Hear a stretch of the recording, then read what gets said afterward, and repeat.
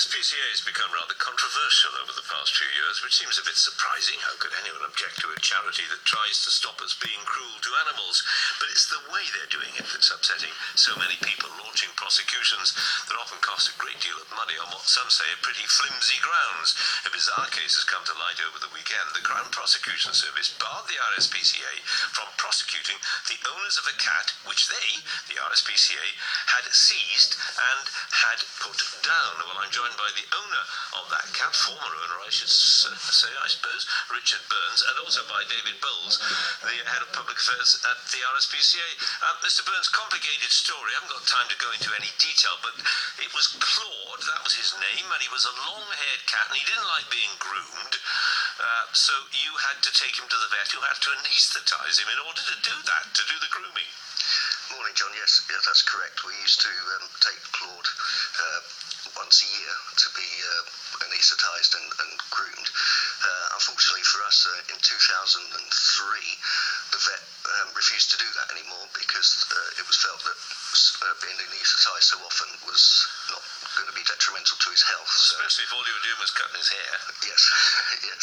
So we were left to basically try and demat Claude ourselves over a period of 10 years, which we were only able to do really when he was asleep. He didn't seem to mind being matted. It was the dematting that he didn't like. So you look pretty scruffy, that's the long and the short of it. Yeah. And a neighbour snitched on you. Well, so we're told by the RSPCA, yes. Right. And the next you heard was what? The RSPCA inspector apparently turned up at our house when both my wife and I were at work. Came onto the property, took some photos, waited for my wife to get home, and sort of tricked her really into handing him over. We thought that they were taking him to our vet, and in fact they took him to their own vet, who decided that because he was thin and because he had matted fur that he had to be euthanized. So they killed him? Yes, yes. Right, and your family wasn't best pleased about that? Well, yeah, we were put under. We refused to. They wanted my wife to authorise his euthanasia over the phone, and we obviously refused to do that. We went for a meeting at their vets, and we were put under enormous pressure to agree to this euthanasia, with threats of police action, etc., etc. And so, and the prosecution was announced to you when? I mean, you were told you were going to be prosecuted. This all happened. He was put down May last year, right. And then we heard nothing until November when we suddenly had letters in the post, summons in us to court. Right, and we know now that the CPA, Crown Prosecution Service, CPS rather, said that it wasn't going to go ahead. So now you're in the clear, but you're still very cross about poor old Claude. Very much so, because well, if I could just say that what really upset us in the end, coming under the pressure, I signed for Claude's euthanasia. My wife, bless her, refused to. But we did ask for it to be delayed for 4 hours so that my children could say goodbye to him. But apparently that was impossible. We had to be put down there and then. Right, well, there we are. Thanks for that. David Bowles, this is ludicrous, isn't it? No, the RSPCA does an extremely difficult job, John. We were highlighted by a member of the public that there were concerns about this cat. We looked at that cat in 2012. The cat was very elderly. It was also very thin. It was one of the thinnest cats we've ever seen. And we investigated it again in 2013. The condition of the cat hadn't improved.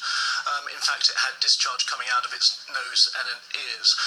We took it to our vet, and he said, in his opinion, that it was suffering, and therefore the kindest thing was to put it down. Immediately? Couldn't even let the kids go and say goodbye to it? Well, we did, actually, because we then got a second opinion from Mr. Burns' vet, who also agreed with our vet that the animal was suffering, and it was in the best interests of the cat to put it down.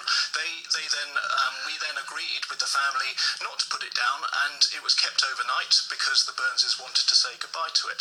The cat was then put down the next day. The RSPCA has no power to order the euthanasia of any cat. But we've got your version and his, obviously, so people have to decide what they're going to believe. But the fact is that you wanted to prosecute, and the CPS said no.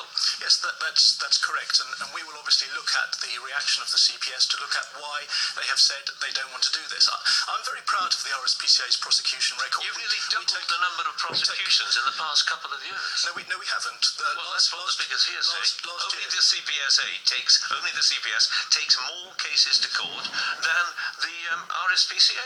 No, the RSPCA took something like 1,300 cases to court last year, and I'm very proud that 97% of those were successful in getting a prosecution, i.e. the work that we do and that we only prosecute at the last minute after taking as much action as we can to work with people to improve the situation for their animals. That's what we wanted to do.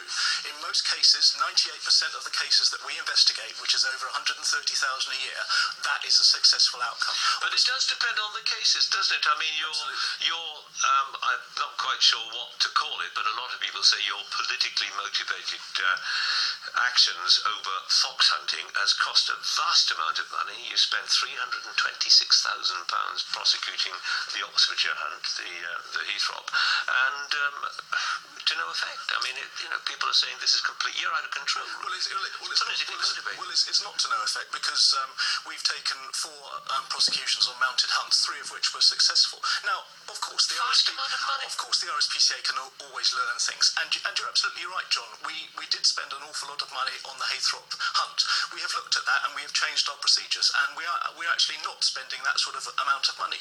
But the RSPCA has been doing the difficult job of responding to people's complaints on cruelty to animals for 190 years. We do that very successfully. Why are you doing more prosecutions now than you were before? That's the question. Because at the moment, I think why prosecutions have risen is for a number of factors. In particular, there's a recession.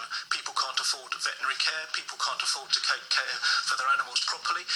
Also, I think there is a real knee-jerk reaction from people who just think that they can get an animal immediately, whether that's, say, for instance, a reptile. But there's nothing new about all of that, is there? Come on, you are more active than you were, aren't you? No, we're not. We haven't taken any proactive decision to be more active at all. What we are doing is responding to complaints from the public about seeing animals that have suffered. This is an unfortunate case, and I completely sympathise with the Burnses that their cat was old and had to be euthanized. Of course, that's a traumatic event. But the RSPCA does not apologise from the fact that it investigates very, very horrible cases year in, year out. We get over 97% of them correct, and of course we can always learn lessons, and we will look at this particular case, and if we can learn lessons, we will do. David Bowles, thanks very much indeed.